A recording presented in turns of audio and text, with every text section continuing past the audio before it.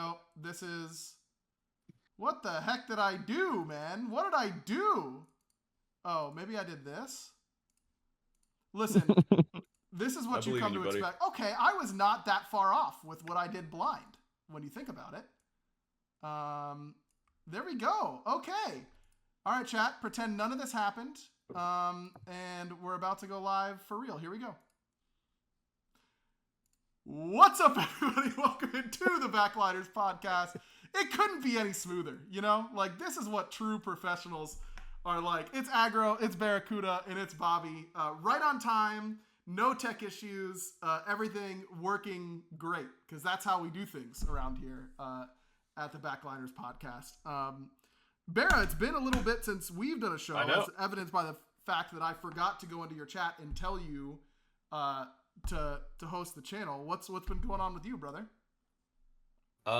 It feels very weird to be on a podcast right now. Between working a normal job and transitioning more and more into being John Salter, it feels very weird to now be Barracuda for like 2 hours. Like it's such a big transition that it's confusing. I will say it's very confusing to go be myself. Like it's a tall task. Like it's confusing. But I've been good overall. Just had a lot of things going on in real life, and then work's been pretty busy and crazy lately. And then outside of that, I've just been gaming, mainly playing Apex and Brotato. What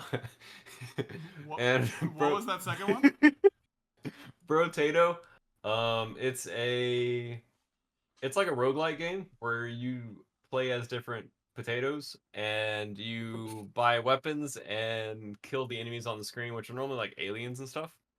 And it's a very, very, very difficult game. Like, playing on the max difficulty is actually challenging. And not just because it's me and I'm old. It's actually a challenging game. I swear. We'll take your word for it. Well, welcome back to the fish tank, Barra. Thank you. As it could once be said.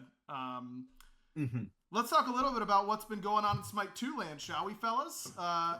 3 new gods hit the battleground, and it's Izanami, Khepri, and Nemesis. I'm going to be going off of the Smite2.com closed alpha 6 update notes, if anyone wants to follow along at home.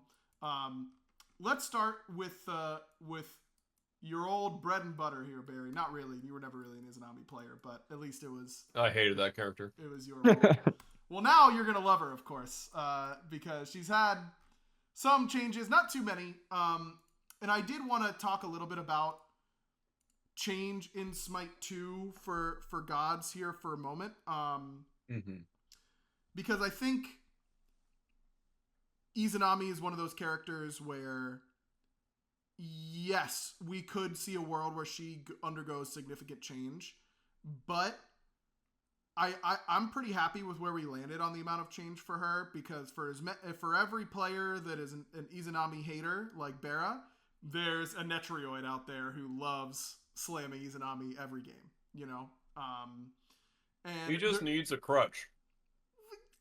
You could say that. That's it. He just needs a crutch. He needs lane pressure. You could say that. I just think that it's, especially as I said on the podcast last week when we had Mike on, with the pace that we're going, it does mean that there has to be some amount of sacrifice, and that's just being realistic. And there needs to be easy, accessible gods to come and play the game. There has to be Neath. There has to be gods like Izanami that are very straightforward, but effective at what they do. But I think that the team did a good job of finding some ways to up her skill expression a little bit without changing the core kit. So just wanted to like kind of have a little nod to that, because I saw a lot of discussion on Reddit about it. But she is very similar to her Smite 1 implementation. The biggest new feature for her is a heavy focus on hybrid scaling. Thanks to a heavy focus on hybrid scaling, players can now choose their build path to determine whether they want hard-hitting basic attacks and abilities via strength scaling, or very strong bleed effects from intelligence scaling, or a combination of both. So her AO1 and her AO4 both now have intelligence dot damage components about them. And those can be very, very strong. Bobby, I was in your chat earlier begging you to build her best item, which is Broggy's Harp. That character is Well, that's just incorrect. Dude, she's insane with Broggy's Harp, man. I don't know how you don't see the light. Did you end up playing any, like, actual hybrid damage? I know you were building Izanami support with some hybrid, but wasn't sure if you got, like, a damage game out there. I won that game, Bera. That doesn't mean anything. I won that ranked game. That does not mean it's good. 1-0. That's all I'm saying. 1-0. I was 1-0, and I lost when I built her normally. I'll say that. That could mean something different. I didn't get around to building her. I built like a full intelligence build, which like her abilities also scale pretty well with intelligence. So like if you build her with a lot of intelligence, she does a lot of damage to her abilities, and then she also has the bleed from her 1 and her ult. Yeah, I mean, Braggy's is fine on her, by the way. Like, I don't think it's bad. I was so tanky. Wait, listen. So good. I was so tanky. So many prots that item that I had, which I forgot the name of it, but the one that makes you do damage. Yeah. I didn't hear what you said, but that item. Yeah. That item. It's Golden Blade. It's Golden Blade. Yeah, Golden Blade. That item, with how many prots I had, I was swinging. But I did sell it, and we won immediately after with the Braggies, but I wasn't even in the team fight, so. But yeah, I like her change to her, and it's like simple changes, but they just made her more fun and more like, just, it feels better to play her, like, by a lot. Yeah, I think... What item are you talking about, Aggro? Broggy's Harp is intelligence, strength, attack speed, and it gives you magic damage on hit based on your level. But it's just like, it's all the stats she wants. It means that her autos hit really hard up front, in the AO1 in particular, and it's just, for any hybrid god, any of these strength plus intelligence items is really, it just feels like such strong double dipping that... Wait, it was Aggro, really... I think that Triton's Conch item is actually OP on her. Probably. Triton's Conch is just OP, bro. The Triton's Conch is just really, really good on any character that likes either scaling. I don't know. So good. I will say internally, Izanami maybe had the biggest reign of terror internally of any ported god so far. She just felt... No, Sobek was number one. Sobek was really dominating playtests. Izanami, I think Ro was her point designer, and every day he'd get complaints about Izanami felt so OP, she's one-shotting me, like all this stuff, and he'd be like, guys, she is now statistically worse than Smite 1 in every feasible way. What do you want from me now? Like, I just don't know. So she was really, really, really dominant internally, and I can tell you, it felt like she was fair to play against, and then they would buy Broggy's Harp, and then they would be the Incredible Hulk. That's all I'm saying, Bobby. I'm just trying to give you my lived experience out here and trying to win you a ranked game. That's all there is to it. I would literally go Broggy's like second on this god. It's that OP on her. It's so good. The support build's different, but that's okay. Braggy's, I mean, it was fine. Yeah, the support build, I will agree. We did not do a ton of experimentation on. Oh. Wait, never mind. I'm not on Aggro's side anymore. What do you mean? I remember when you were talking about Hydra's Medusa, and Hydra's Medusa will never be good. Hydra's Medusa had real... there is some real thoughts there, okay, Bear? I'm not saying it's ideal or perfect, but every ability had pretty good scaling. Every ability was auto-cancelable. You could burst people really hard. You could burst people anyways because you're an ADC. Yeah. True, ADCs are broken. That is very true. OP roll always has been, always will be. There's never been any meta where ADC is weak at all. That is definitely true. All right, let's talk. There are some more changes to Izanami. You now gain physical pen and you gain physical penetration and intelligence with her passive based on how much damage is missing. And then each stack fades 10 seconds after the damage was taken. So you aren't hitting someone, and then all of a sudden you're just doing way less damage because you healed up or you got burst healed from, you know, a raw or something like that. And so that, I think that makes her power curve feel much smoother, which I like a lot. Another feature that I really like that's new is that while you're in stealth, you gain movement speed, and you can use your AO1 and AO2 and not break out of the stealth. So you can actually jump scare people with the AO2 out of stealth and prep your stim before they know exactly where you are, which definitely took me a while to get used to. But the AO2 and staying in stealth is actually like much stronger than I initially thought it would be. It really can be disorienting in a team fight when the 2 comes out and then you look for her and you don't see her. And then all of a sudden she starts hitting you with autos. Like it lends itself to the more aggressive Izanami type play, which I think is definitely more exciting anyways.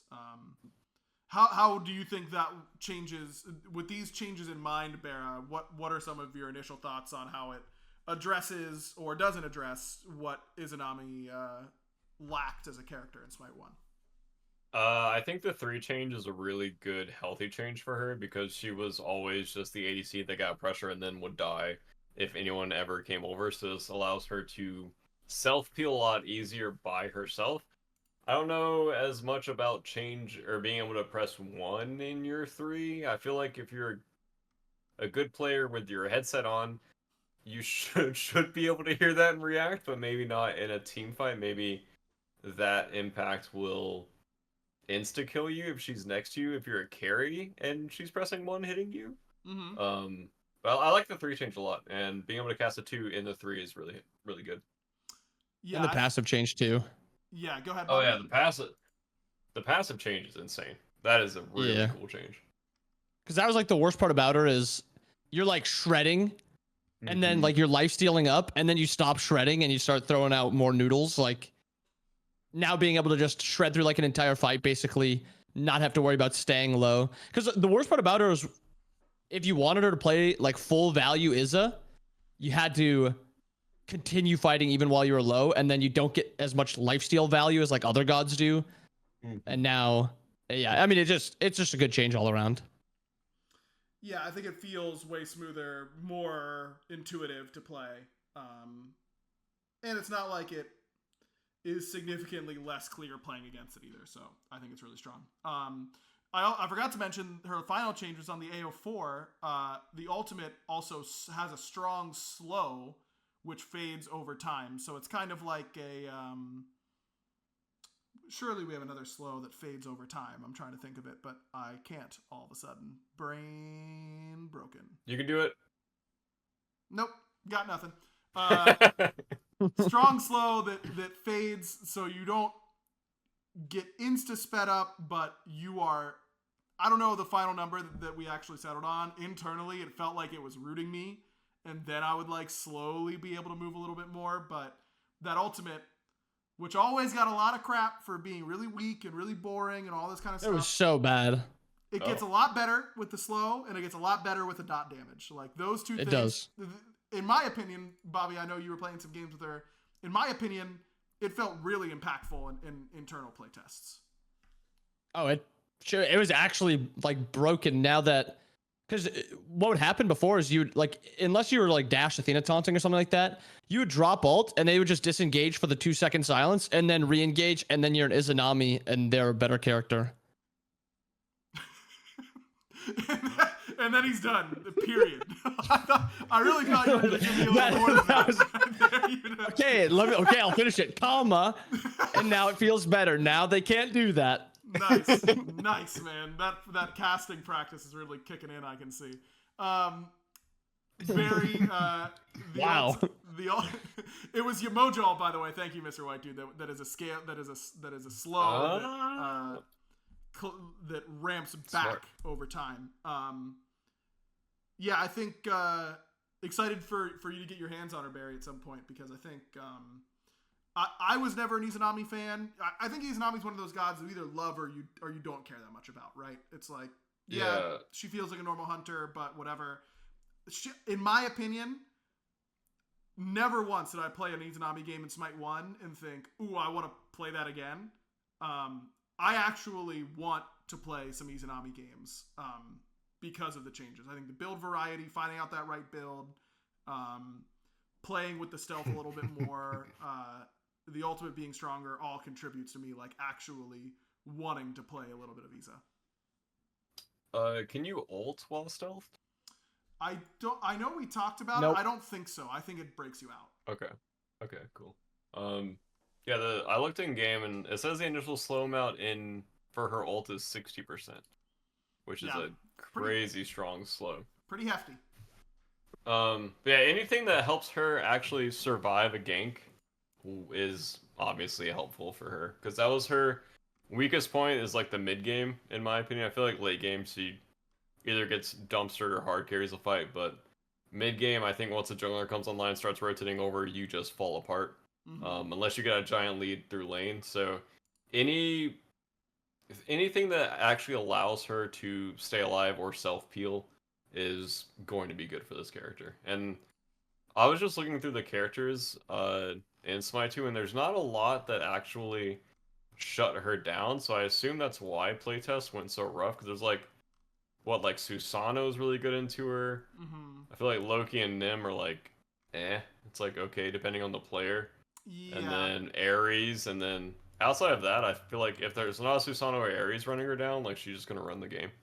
I think it's also that she's the first true stim hunter in Smite 2. Yeah. You know, like Jingwei has a stim, but it's not an attack speed stim. It's not. Jingwei. I knew as soon as I said it, so was good. I knew it was gonna happen. But she's the first one that is really, really insane DPS in the late game, where it's just a lot of basics flying at you. And lane clear as well, looking at the hunters right now. I mean, right. I guess like if you're like laning against a Neath and G2-1s you in the wave, but if the wave's already dead, or if the lanes like aren't meeting at the same time, then Neath can't do that. So Izanami just gonna have so much pressure against most of these hunters. Right, and it's like against Neath, before she would backflip, and yeah, you could land your ultimate 100% of the time, but she would just keep walking away. Now, if you land your ult, then you can dash on her and kill her, like every single time. Yep. And you can slow her with your 2 after, so you have like the chain slow to keep catching, and then you have movement speed in your 3. Right. Her chase so good. Is much better. So good. It's much better. So I think Izanami is going to be very strong. I know poor Ro had to nerf her a billion times internally, but still came out feeling pretty good, in my opinion. I think she's balanced. Like a point of balance. I think she's like perfectly A tier. Yeah. I think you guys hit it like on the head with her. Do you think? Where do you think like who do you think is the strongest ADC right now? Jingwei. Jingwei. It's the answer. Jingwei. And what makes Jingwei so strong, Bobby? Oh, thank you. Here it is, guys. What are we doing?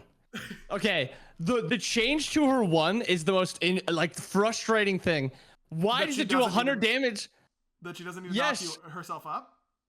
No. Well, that change is cool, but the minion change, you're like winning lane against the Jingwei. She just sits under tower, drops her 1 barely outside of tower, and it one-shots the entire wave because you don't have to group it anymore to like actually guarantee it. If it's out there and it walks through it even after the 1's deployed, it does 100% damage. Wait, what is that? Yes. Yeah. I'm not trolling Barra.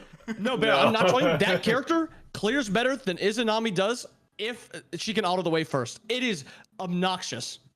She one-shots it. It's pretty good.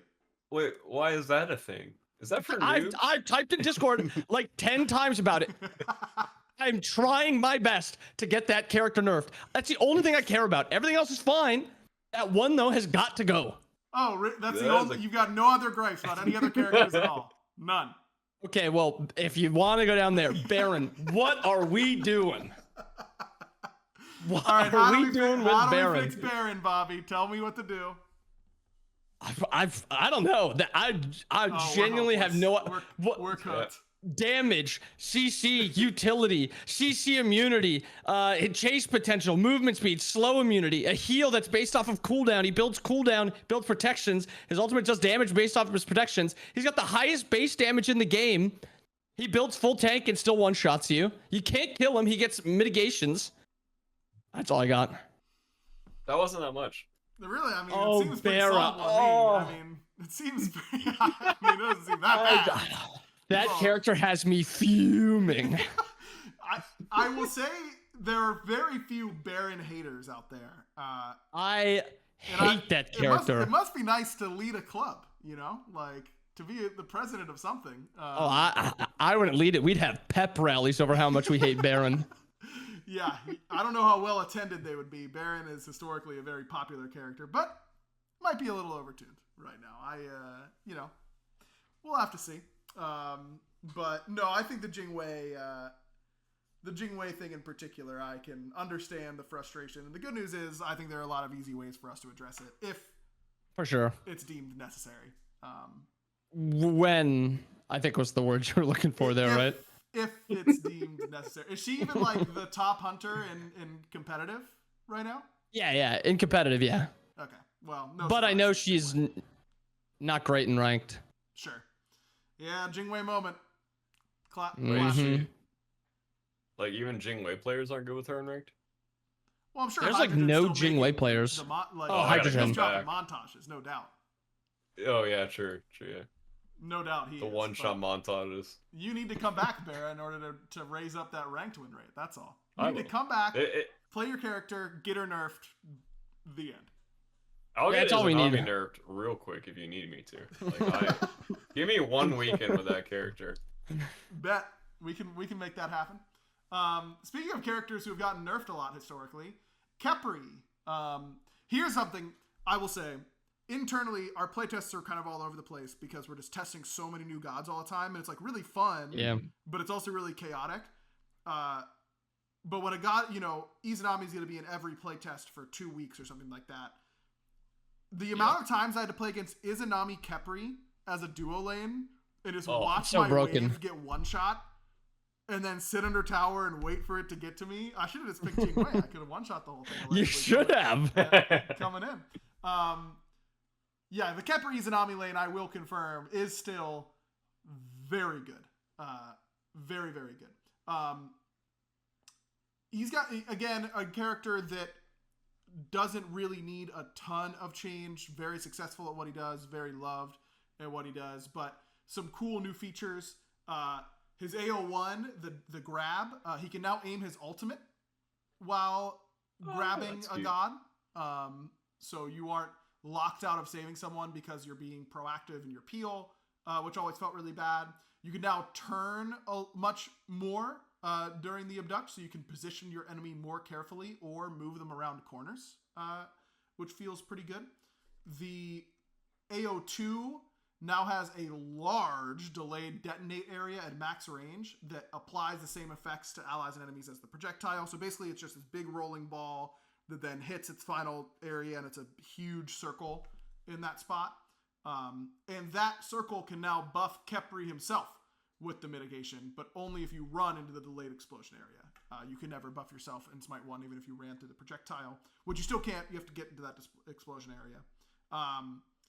His ultimate now once again applies power.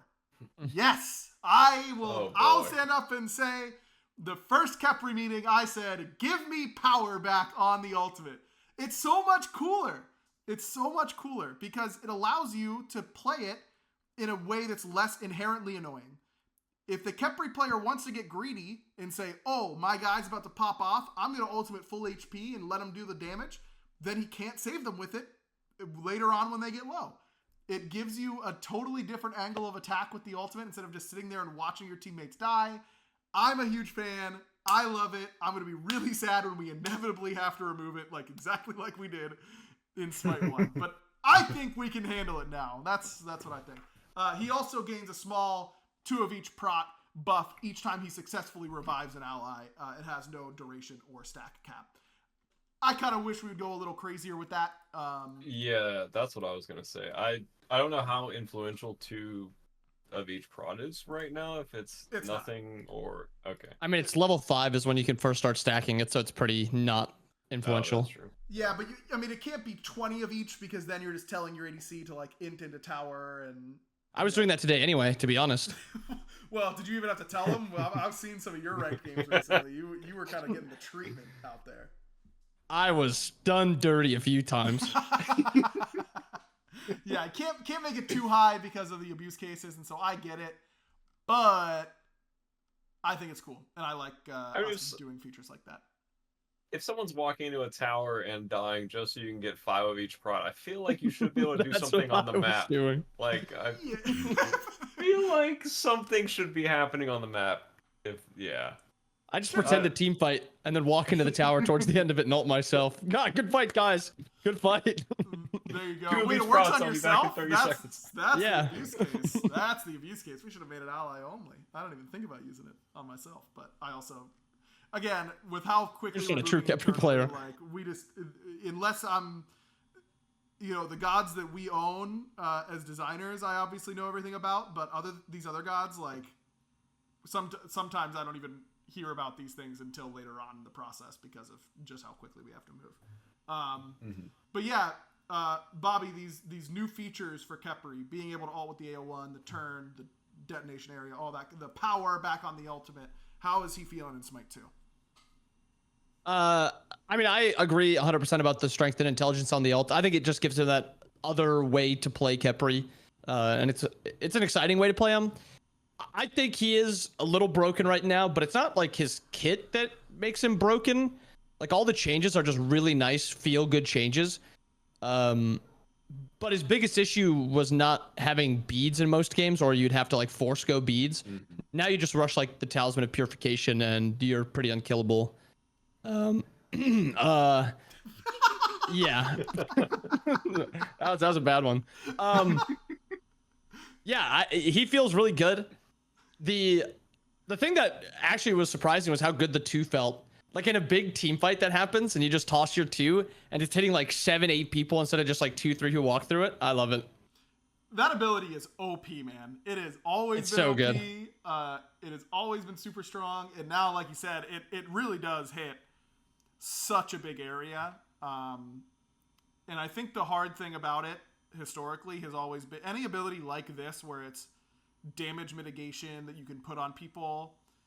It's just invisible. It's really hard to notice. And so I would not be surprised at all if a lot of his strength is coming from the fact that he can just hit his whole team now with the 2. And it doesn't feel like, because Khepri always feels like I'm really worried about this one player. Like you would 2 your carry, you would get ready to ult your carry. Now you can actually affect a whole team fight with your 2. In a way that does, I think, almost, this is going to sound really troll, and this is like extremely game designer brain way to think, but it almost makes him harder to play. Because in Smite 1, you could just look at your ADC and say, I'm just going to press 2 when you're in it. Like, and I've done 95% of my effectiveness in this fight. Now, if you're doing that and you're only aiming at someone in the back of the fight, when you could have hit 6 gods in front of you, that option does make him harder to play optimally. Now, it's a massive area that's basically unmissable. That doesn't exactly scream higher skill ceiling, but I do think that it should make good Khepri players slightly better, but the average Khepri players, if they're conscious about it, could get a lot better with this change. The genetics of the world were playing their 2s properly in team fights 99% of the time anyways. He's going to just hit a bigger area with it, and it's better now. It's really like the diamond Khepri players can now think about how their 2 usage is being used in fights and find a better way to utilize it potentially. Or it's just unmissable and OP, and that's all there is to it. Hard to say either way. Bear, how do these changes hit your ear here for Khepri? A question about his turn radius. How high is that? It says higher. Is that like Kuzenbo tier, like directioning, or Just slightly cranked up. It's noticeably higher, I would say. Okay. Yeah, it is pretty high. It's just you pretty don't high. move fast enough to really, like, you're really not pulling anyone that much farther or like that much more at an angle. It just feels a little bit more precise. Like you can move it like an extra, I don't know, unit or however. It's Yeah, small, but it's noticeable. Oh, okay. It's more of a And feels that's- good change than a whole thing here. 100%. Gotcha. Okay. I assume the casting his ult in the AO1 is not going to happen that often. Maybe I'm a noob Khepri player, but I like that change a lot because I feel like the good Khepri players are very aware in Smite 1 of I can't pluck because I need to ult in the next 2 seconds, so then I'm holding my pluck, whereas now they can pluck a little bit more freely. I don't know if noobs will be able to use this as much, but a good Khepri player, this will definitely impact them a lot. The detonated max range is really cool because you're 100% right aggro about the Khepri players of old just being like, I'm going to stare at you, I'm going to 2 you, and that's my team fight. And if anyone goes on you, I'm going to pluck, and then that's my entire impact. Can Khepri, the only way he can hit himself is if you dash into it, I'm assuming? No, you two can goes at the same walk speed? to it, I think. It's not... Oh, Yeah, you have time to walk. It's Oh, big that's enough. crazy. It's big enough that you'll get in it. Yeah. It's slow at the back end of it too, but it's like you still have to travel pretty far. You have to like sprint into a team fight if you're wanting to do it. Yeah, you have to be holding W the whole time. You can't. It's like a Bobby Khepri buff. Like I can get to it. Get in there. Good ones probably not. Yep.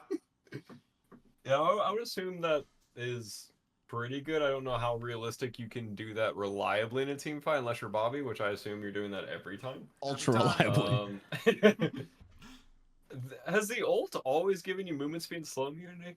Am I new? Yes. It's always given you... Yep. Wow, I did not know that. I feel like every time I got Khepri ulted, I wasn't going faster. But maybe I didn't get Khepri ulted a lot. I like... The strength and intelligence makes it a lot more fun. It depends on how well the good Khepri players abuse this and get it nerfed. I don't know how much pro play has a say in like nerfs and buffs right now, but if they don't have much of a say, then I feel like this will stay in the game for a long time. I wish the buff every time he'd successfully revive someone was bigger. I want that to motivate Khepri players a lot more to play for that revive mechanic because it's one of the coolest mechanics in my opinion. It shouldn't be a lot bigger, but I would say 5 would be fine. 5 is certainly safe. 5 is certainly safe. Because I feel like 2, like that's just like, why even give me anything? Like give me chump change right now. Like it's not enough to make me feel good about, oh yeah, I got the res right there. But if it was 5 of each part, I'm like, you know what? If I'm getting that level 5, I'm feeling pretty good, I feel. Sure. Yeah, I like all the changes a lot. I don't know if I'd like them as a pro player, but I like them as a casual player. It'll be fine for pro players, guys. It'll be fine.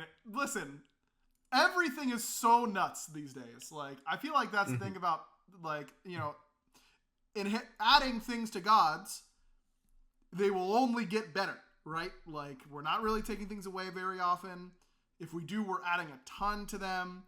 A god is going to have a new source of damage, a new CC, a new mobility option. Like, they will have something like that, so everyone gets better.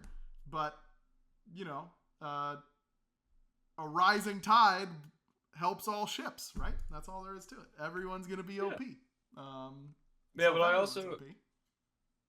I feel like you guys aren't overdoing it with a lot of these things, where it's just like a quality of life plus an actual buff where the character will still feel the same. They'll just feel better to play, if that makes sense. Like you'll still be, when you play Khepri, you'll still feel like you're playing Khepri, but it will just be a better feeling version of the character.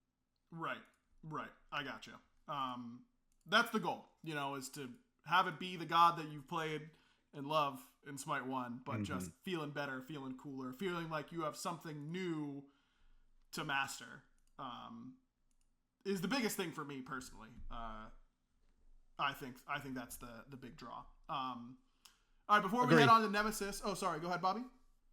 No, I was just agreeing. That's what makes me want to play Smite 2 more than Smite 1 is the characters that are getting added are just more fun. Yep. Yeah, big agree. Man, there's so much cool stuff I want to talk about that we can't talk about yet, but we've got a lot of cool go. stuff. I mean, I can listen. Yeah, you can talk about it. We can talk about it after the podcast, okay? You guys can get some special access to some info. No Nice. secrets are safe with me. Yeah, now more than ever. You're gonna talk about it in the break room, and Steve, who's never heard of Smite, is gonna be really ready to leak it on Reddit. Do you have a coworker named Steve that I own? No, I don't think so. Actually, He's got a Jake. I do have a Jake. Actually, Oh I do my have a Jake. god! I do have a Jake. Jake is gonna Jake leak it on will- Reddit, man. Jake will always be with me. The 408 is just never leaving. Can't escape. Does that Jake also like building Chronos Pendant? That's something you should ask. He him does. tomorrow. He loves running it down. Yep, that sounds about right. The true Jake way. All right, well, that's insider info. These guys get the insider info that you, the dear listener at home, gets is the hookup for our brand new sponsor, Via. Need a break from crowded stores and endless gift lists? I can't believe it is already that time of year. Restore your zen and embrace the natural power of hemp this holiday season with Via. You can unwind and recharge. Whether you're enjoying a quiet evening at home or embracing the festive cheer, Via's premium THC and THC-free gummies will help you find your perfect holiday balance. Via is well renowned for their award-winning THC and THC-free, boy, that is a tough phrase to say. Gummies and vapes, THCA flower, soothing topicals, and calming drops, all crafted with the highest quality hemp sourced from trusted, independently owned American farms. And the best part, Via legally ships to nearly all states in the United States with discreet packaging directly to your door with a worry-free guarantee. No medical card required. So if you're 21 or over, check out our link to Via's website link in our description and use code BACKLINERS for 15% off. They were kind enough to send out a couple things to me. Hold on, I can actually get it for you. I got my box. One moment. Don't leak One your address. moment. Okay, he's gonna leak it. One Hey, moment. I would not be surprised. He's just gonna hold the more box. It's moment, gonna be please. right where he lives. Okay. One more moment, please. Here we are. I got this beautiful box here for me. There I am. And they sent me a whole bunch of different gummies to try, as that is what I like to personally unwind with. I will say that I was particularly a fan of the THC-free, which I can say now, Revive gummy. Just something nice to relax with at night. But there are a ton in here. Relief, Focus, which definitely works. That thing was like shotgunning a Red Bull. It was crazy. Some to help you with sleep. Just overall great relaxing options to help you unwind at the end of the day. So big shout out to Via for sending me the box here. I'm continuing to sample and enjoy. Their products range from 0 milligram to 100 milligrams of THC, so these guys have you covered whether you're looking to microdose or enjoy more potent effects.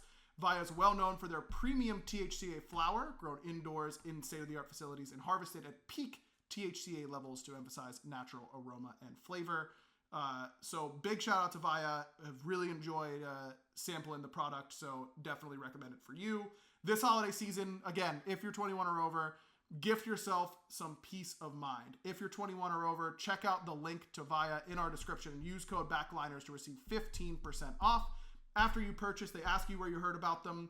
Please support our show and tell them we sent you. It is super helpful to us. This holiday season, enhance your everyday with Via. Big shout outs to them for hopping on the podcast sponsorship train. All right, let's talk about Nemesis, shall we? Another hybrid scaler. Nemesis is an odd one, I think, just historically in Smite. People who have been around for a very long time will remember her as a warrior first, then transitioned over to assassin. By the time you played, Bobby, she was probably an assassin already, huh? You probably didn't play with warrior Nem? Yeah. Nope, never. Do you remember warrior Nem, Barra? I was thinking about her Nope. when we first started playtesting it. Yeah. It's hard to remember. You said that and I was like, Really? Yeah, She she was was? released as a solo lane warrior. Was her Interesting. initial spot. And it's really just because her passive is like so insane for trading. Like if you're trading autos with them, it's like really really hard to beat her. So now she has some hybrid scaling, kind of bringing back that flexible playstyle that she's always had. She's always had the ability to go basic attack focused or ability focused with physical power in Smite 1. Now you can kind of do that same thing. You still have the basic attack builds, and now you've got ability builds, and you've got int builds on top of that. So what does the intelligence do? Well, it's really on the AO3, and I believe on the AO4, but mostly on the AO3. Her shield scales with max health, the heal scales with intelligence, and the reflect damage scales with strength. So you can cater what you need with your build, which I think is a really, really cool leveraging of the Smite 2 item system. This was a Lermy point god, so shout out to her. I think this is like a sick idea. The heal and reflect are now calculated using pre-mitigation damage, which is a change from Smite 1. And you also get healed from all targets that damage you, not just gods. So you can use it as in-lane sustain. If you group up the wave and they all hit you, you can now heal based on that. Wait. Uh-huh. That's the issue. Dude, today I was getting hit for like 60 damage and I was healing for like 55. And I was like, I'm only supposed to be healing for 50%. But it's I was building like kind of tanky. It was like the pre-mitigation damage I was getting hit by. Yep. We actually is broken. Young Smeek, aka Caleb, formerly known as Mifflin, was really losing it when he was trying to he's test doing this. that? He was testing this change and making sure it was working, and he was losing his mind. And he like joined our Discord channel. He's like, "Dude, I'm crashing out. Someone needs to tell me what's happening here. Why am I getting these numbers?" And I was like, "Oh, it's probably just pre-mitigation versus post-mitigation in Smite 1." And I felt really smart in that moment. So I'm patting. He felt dumb, which is also a positive. I'm not sure Smeek can feel dumb. I think that wiring of his brain is broken. He's actually changing his name. Yes, he prefers to go by Smeek now. And it took me a little bit. I was really, because I've known Caleb for a long time. And he lived in my he lived with us whenever he moved down to Georgia and got a job at High Res initially. Smeek kind of fits him, you know. It really Miff is like iconic. I still do call him Miff every once in a while, but I'm trying to respect his rebrand. And you know, it's kind of grown on me. It's hard to find a good alternate name. You know, True. Think of Mask switching to Heat. Do you guys remember the Heat era where it was like HEATTTTT? You don't remember Heat? No. There was another one.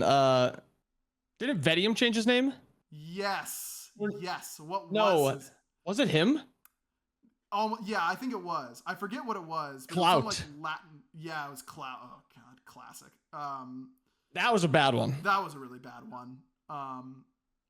Scream. Well, if there was Verizial into Scream. Yeah, Big Man Tings now uses Theeks. Oh, Theeks yeah. is pretty good. I can mess with that. But Smeek is up there for rebrands. It's not bad. Why did he change his name? You know, I don't really know, because in typical Smeek fashion, like you ask him something like that, and he just goes, "It's time for a new era," or something, you know, something like that. You know, like, what are you even saying right now? You know, like that. I'm leaving Mifflin behind. You know, some nonsense like that. But you know, if that's what he prefers, I'm gonna hit him with it. Oh yeah, Scary Dita Belair. Thank you, Cathar. That's a classic one. How can I forget that? Belair was not bad, but just because it's like Ronnie, you know. Yeah. It was just his name. Yeah, it's just his last name. Like, that's insane. Belair is such a cool last name. That is a bagger last name. Like, I can't blame him for that. Scary D was also iconic, though, to be fair. Okay, I feel like I'm stun-locked about Mifflin changing his name. I know. You're not going to find him on Reddit or Twitch or anything like that on Mifflin anymore. It's Smeek now on Twitter, all that kind of stuff. Okay, Nem Ultimate now hits in an area around the original target, but you only steal from the enemy who has the highest protections. But all enemies are still debuffed and slowed. But one of her big weaknesses being so single target. Now, if enemies are really grouped up, you can get a pretty big ult in that spot, and it feels really troll to go big ult when you're playing Nemesis, and that's really fun. I said that every single time I did any damage to anyone besides my immediate target, and I was having a lot of fun trolling in playtest with that. It also now has scaling damage in addition to the current health damage, meaning if you are building strength or intelligence, you will be able to kill an enemy with this ability, which it should. It should kill. That's my take on that. I like it.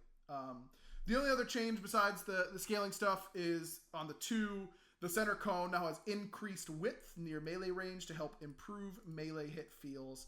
Classic thin cone, close to you type moment has been improved. So, Bobby, what were your Nemesis thoughts when playing her today? She actually has probably the most builds in the entire game, like actual viable possible builds. Yep. You can go like auto attack, crit focused. You can go shred focused. You can go one shot with strength. You can go one shot with intelligence. Hybrid. You can go tank Nem even, and that's not that bad because her 3 scales with her max health. She actually just has so many different ways to play her, and she's another god where it's the same with Khepri. A lot of gods in Smite 1 were limited for like a couple reasons. The double relic system, they like either didn't care too much about, or having actives now they just really like. And I think she's a god that uses a lot of these actives really well. So she just has so many different ways to play and so many ways to help her dive when you don't have to dive like a Beads Aegis character. I don't know. She just feels really good, and she has like a bunch of different ways to play her. Yeah, I think talking about a Triton's Conch character that any hybrid, like health, strength, intelligence, all insane on her. Definitely a great item if you're going like bruiser Nem. I don't think I played the same Nem build a single time internally. I think I play tested her like 3 times, and I think I went a completely different build all 3 games, which is really fun. Have you done the poly build on her? No, do you go poly and Hydras? No, I just went an intelligence build with poly, and it procs on both dashes. You can auto cancel it with your 3. You can do it with your 2 and your ult. So you have 5 poly procs in like a second, and it feels so good. Having really fast poly or Hydras autos feels really strong. Like, imagine if you could do that from range potentially. Wouldn't that be even stronger? No. This is like a Zeus thing? Like, are you gonna bring this back to Zeus? Hydra's Medusa. It's a Medusa. It's Hydra's Medusa. Oh, that went over my head completely. Bro, one-shot Medusa was not that bad. I tried it. It was not good. User error. You were. What do you mean? I auto-canceled everything. Yeah, you were playing against good players. I was smurfing in like gold games, playing Mannequin's Hidden Blade one-shot Medusa, jump scaring people and instant killing them, and it was great. Okay, so take that as you will. Man, whenever Medusa comes back, baby, I cannot wait to ruin your game with Hydra's Medusa. You're gonna be like, I was right all along. I'm gonna make sure we make some changes to make Hydra's her best item. Like you're gonna be able to proc it 3 times on the 1 or something like that, and just so you can get it working. I'm gonna make sure that happens. She's one of the characters coming out, right? I have no idea what we've confirmed, so I will not say anything. Really threw the hook out there for you there. I think we confirmed the first 50, didn't we? Didn't we? Yeah. Okay. Yeah. Whatever. If I get in trouble, I get in trouble. Get yes, Medusa's in the first. She was confirmed. I just wanted to watch him flounder. Okay, thank goodness. Woo! Thank goodness. Yes, Medusa is coming. She's being play tested internally right now, and I will be doing what I can to get Hydras to be good on her. That's gonna be fun. Okay, yeah, Barry, your thoughts on the Nem changes? I feel like Bobby kind of hit every point. But I feel like this was a character that I kind of just did the same thing with in Smite 1, so if it's better than it was in Smite 1, then I'll like it. Because I would always just go, like every different build. Cause the main times I played them were in assault, so I would just go like full tank builds and then hybrid builds and full offense builds. So if any builds good on her, then I'll probably end up playing it whenever assault gets put into the game. The change with being able to kill somebody with the ult, I don't know if I love that, because I feel like that was kind of a cute part of playing its Nemesis, of escaping as a 1 HP carry, is she ults you and you can't die. That depends on how much damage she gets from that, because there was a really scary part in Smite 1 of she can build full like fizz power and flat pen and just like 2-tap you with an ult 2 and 1, or ult 2 auto, and that was not fun. So I don't know if she can do that again. If she can do that again, maybe that's fine, because everyone's OP in Smite 2, so maybe that's okay as long as it feels good for the user. But it just depends on what those numbers end up being, how it feels, if pro players hate playing against her, if she just slaughters you, and also it depends on the AoE. Did it say it damages around in the AoE? Is it the same? Is it the same percentage for everyone that gets hit? It is? So, yeah. Yep. Don't group. No, it's not. No, it's not. No, no, no, no, no. And it's like, it's a little bit bigger than you expect it to be. Like, you can decently easily hit 2 people in every fight. Oh no. Don't Okay, group. that's that. Like, you actually have to not, like, if you're playing Khepri, you have to like make sure your teammate's like a little farther away from you, because it is like weirdly large. Where is it? Title of anyways. I've been watching Brooklyn Nine. Sorry. I've been watching more Brooklyn Nine-Nine. That's kind of our rewatch. Banger show. Right now. It's so good, man. I know it's cop propaganda, and I still love it. I still eat it up. I can't help it. I just love. It's too funny. He's just. I love that show, dude. It's so good. It's really good. Highly recommend if anyone hasn't seen it. Yeah, Nim seems really good, especially with what Bobby was talking about. With you get 5 polyprocs earlier. I feel like that's scary as a tank walking up to that, or a carry walking up to that, depending on the damage. So, she sounds like she can just win every 1v1, but it depends on the actual numbers, depends on the actual items, how they feel. I think she just does. I think it's really. Okay. I think she's Smite 1, though, a little. right? Like if you've got hard CC to cancel the shield, and you can afford to wait it out. Like that's the big caveat is Nem can't, if she's ahead, she'll in your character like Thor or Thanatos, that where you normally are like holding your button to cancel her shield, but she can just stat check you and force you to use your button first. Then obviously you lose. But I think in the scenarios where you're even, it is still the skill check on the shield. You're playing chicken with it, and can you dodge the ability or time it right to swing the fight? I don't think she's that different in that regard. And I didn't try the poly build. I'm immediately interested in the poly plus Hydra's build as well. Like maybe a little both. Oh boy. No, it's bad. It's bad. Come on, it can't be that bad, right? Like no, trust me, it's bad. All right, it's bad. I guess it's like Hydra's Medusa. Like it's, I don't know. Oh, so it's just good. Bad. So it's underrated. It's just bad. Is that what I'm hearing? But I will say, she is way harder to play in team fights now because she doesn't have she doesn't have blink beads. Yeah. But I think she is also way better in 1v1s, where like it is partially true where if you are forced to use your CC, you're just gonna lose the fight. But if you are ahead, like you can still pretty easily beat her. But I think in most even fights, like you're both like level 10 and you're fighting up against the Nem, I do think she kind of wins it, but like that's her job, so it doesn't bother me. Like that is literally what she's supposed to do. Like you pick Nem so that she just duels whoever she fights. Yep. Yeah, I wonder if she's gonna be any good in solo again. She is good in solo. You don't have to think any longer. She is good in solo. That's cool. That's cool. I agree. I just don't want you to be nervous that like maybe she's not. She's good. Thank you, Bobby. I'm gonna sleep very well tonight. Yeah, I got you. That's excellent. All right, let's head over to the random question of the week, of course, from our Patreon Discord, patreon.com/backliners, if you want to get involved with that. I did, of course, as always, forget to ask for questions for this week until the last minute, but the boy, Timmy Two Shots, is coming through as per usual. Timmy says, it's chili season in Michigan. I assume we've all had chili before. Yes, nods. Yeah, we've all had chili before. Yeah. Okay, good. Yeah. Timmy wants us to describe our favorite chili. What protein, veggies, do we prefer it thick or runny? Things of that nature. I like thicker chilies. Obviously, protein for me would be beans.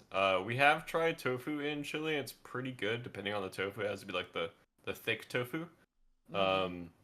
Obviously, just like onions, like a pretty generic tofu recipe. I think Destiny has put, I want to say like cocoa powder in chili, if I'm remembering correctly, and it was really, really good. It was like cocoa powder, a bit of like, I think it had like salsa notes to it, but it was spicy, it was smoky, it was very hearty and very filling. But it was kind of just like a normal chili recipe with like the cocoa powder, and I think it had salsa in it or something like that flavor profile.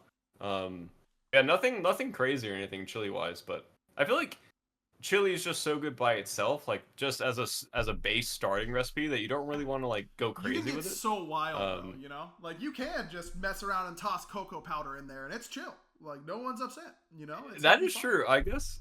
Yeah. Yeah, the cocoa powder was really good. If I'm remembering that it is cocoa powder, I want to say it was. Sure.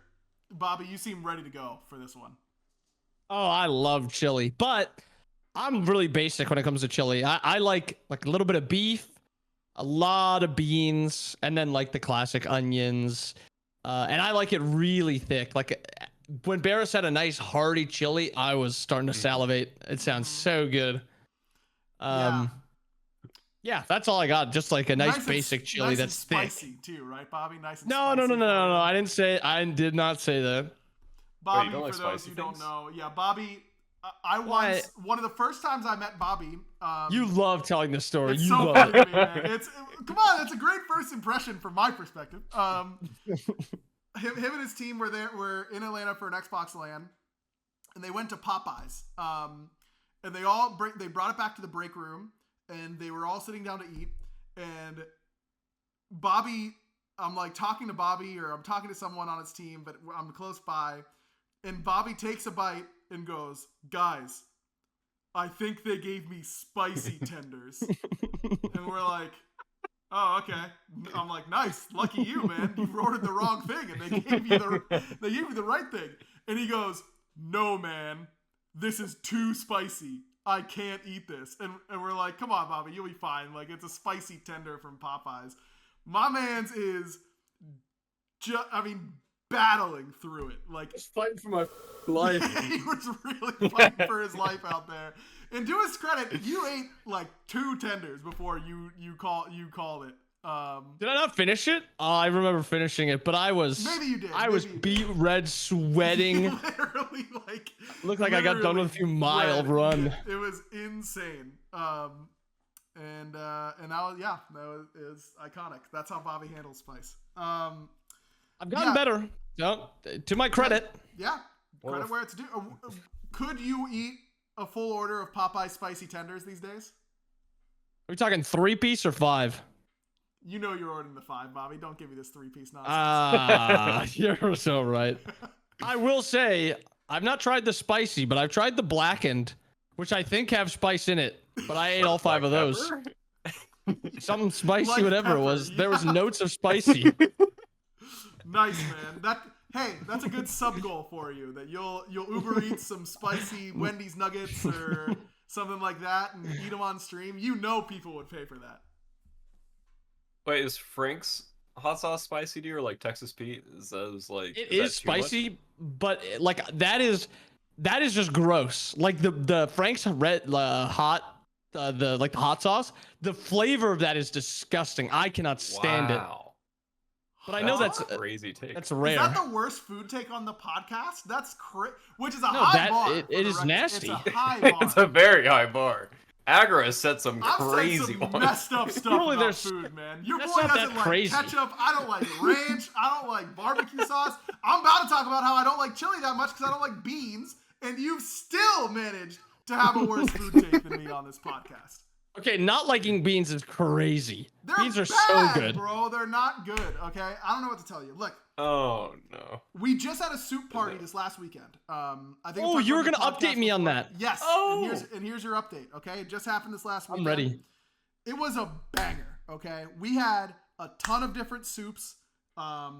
It was super successful, pun intended. And one of my friends brought chili.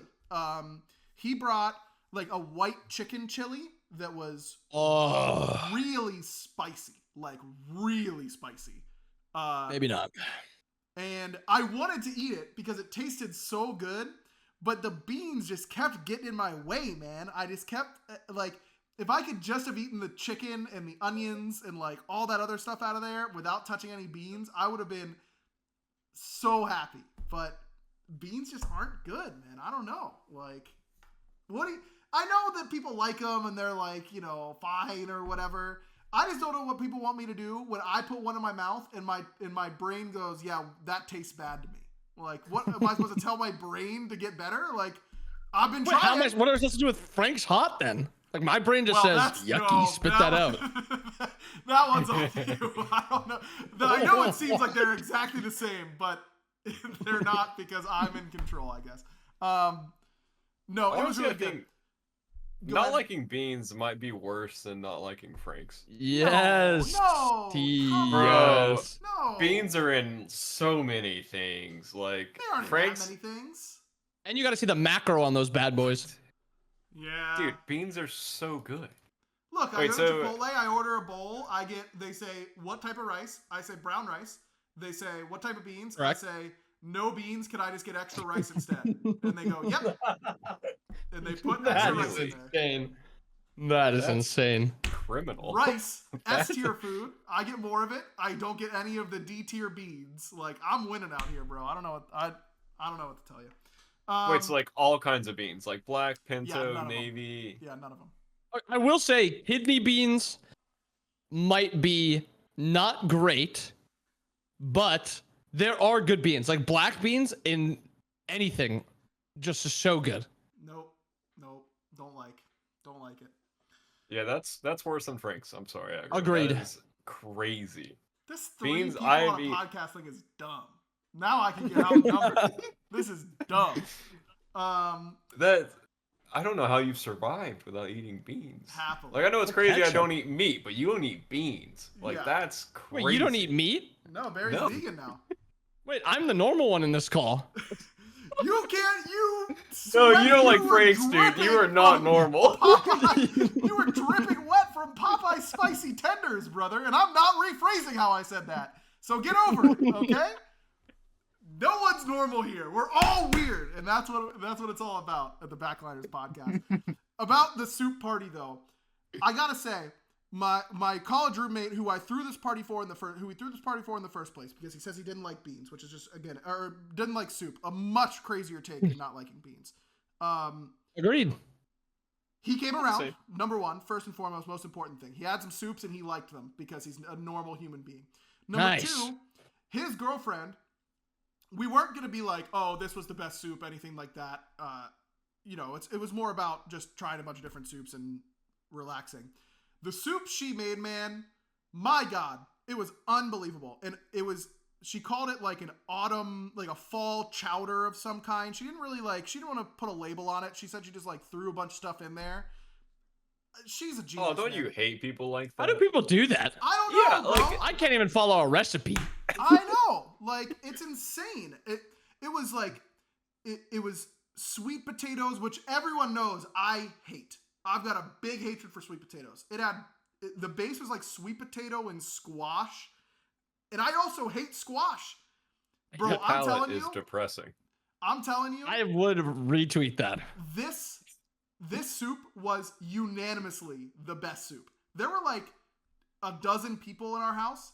Every single person said that was the best soup, and me included. And I don't even like that stuff, man. I don't know. It was thick. It was savory. It was sweet. It had, I don't know, man. It had everything. It was unbelievable. One of my friends made Italian wedding soup and handmade meatballs and had like this like thick orzo for the noodles.